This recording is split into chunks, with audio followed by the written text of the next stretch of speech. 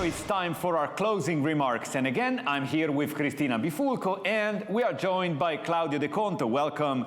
De Conto is chairman of the board of directors of Prysmian and non-executive independent director. Claudio. Hi. Hi, everyone.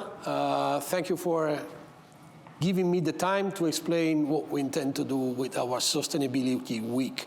First of all, let me thank all the people who have been deeply involved in the organization of this event and who have made possible this initiative. An initiative which, as we are going to see, is going to be quite extensive. During this week, we will host 22 workshops around the globe, around the Prysmian globe, just to be more straight to the point, that will involve basically all of our thousands of employees. 29,000, if I remember correctly. This is an event for the first time ever in Prysmian, where we take a full week to dedicate to such a relevant and important topic as is sustainability. And as far as I'm aware of, probably one of the first events in the world where a group organized in such a big scale such an event. As chairman of the board, and please, I'm speaking on behalf of all my colleagues, director. Sustainability is a relevant part of the global strategy and is taken in a huge consideration, I must say today, for every business decision that is taken at every level. We want to have a concrete and pragmatic approach to sustainability. This is in the culture of this company. This is in the lemma where it says sustainability is not an act but an habit, and we are what we do, and we strongly believe into that. We live in an era where electrification and digitalization are the key trends of the moment. And you can well understand how much our business is impacted by these two trends. We think that we are doing this not only for a sense of respect towards the next generation, the environment, and the communities in which we operate, but also to support a process of generation of value that cannot be only seen solely from the financial perspective. We take this commitment very seriously at all levels and all dimensions. Let's start first the environmental one, where we have set clear targets in terms of emission. We publicly announced, and I think we are the first one in our sector, net zero emission by 2035 on Scope 1 and Scope 2, and net zero emission by 2050 on Scope 3. Is in our tradition to always reach target, so I hope we will be able to reach this target before the announced date, but we would like to comment on that once we have achieved the target. We are not doing only that. We are also working on innovation, taking environment into consideration. We have new green cable coming into the market. We developed solutions to manage the grid in a more efficient way.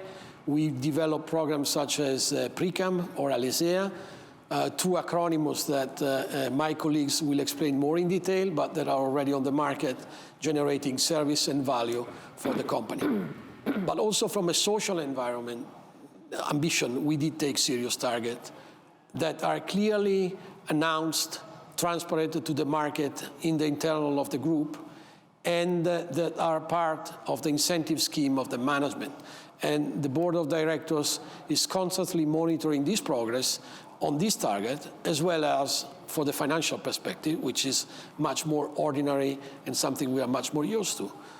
But we have taken this mission very seriously, and we can see, and I think you can all agree, as stakeholders, that we have made huge progress. But something more is still to come, because we are never perfect, and you never reach perfection in this world. Also, from a social perspective, we are doing a lot. We try to foster dialogue and support the local community in which we operate, and we do that all around the world. Apart from supporting organizations, I will not mention one because otherwise I would discriminate on the others, but one I do speak anyhow, which is Save the Children. That is one of the entities that I think looking into the future for sustainability is a must and to which we are strongly committed. Let me conclude this intervention speech, I don't know how to define this better, with two simple remarks. I am a strong believer of one thing: to do this kind of things seriously and not only for marketing purpose, there must be an element clear and consistent of measurability. Without measurability, you cannot do things seriously. And I think we have proved that we are doing this in a serious way by anticipating the target on a fairly long or short-term period, as you may wish to look at it, but clearly indicating a target and a timing in which we want to achieve this.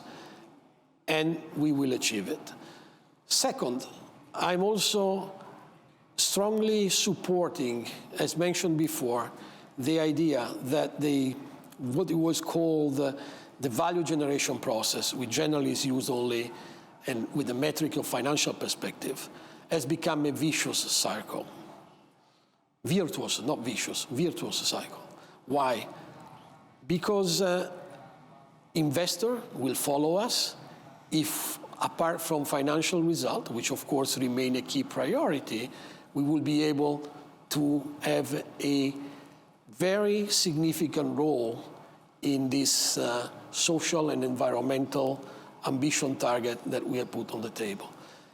And by doing this, we will attract the new generation, the new talent, the talent for the future, and that will become a source of energy for the years ahead, for the future of the company. And let me also say, being proud of this, for giving our small contribution to the well-being of the world. Thank you for the attention, and I do really hope that this week will convince everybody, even the skeptical ones, that sustainability is something important to which we are committed. Thank you for the attention. Thank you, Claudio De Conto, for sharing your vision, not just of the week, but of sustainability and the future for Prysmian. Thanks to the chair of the board of directors of Prysmian.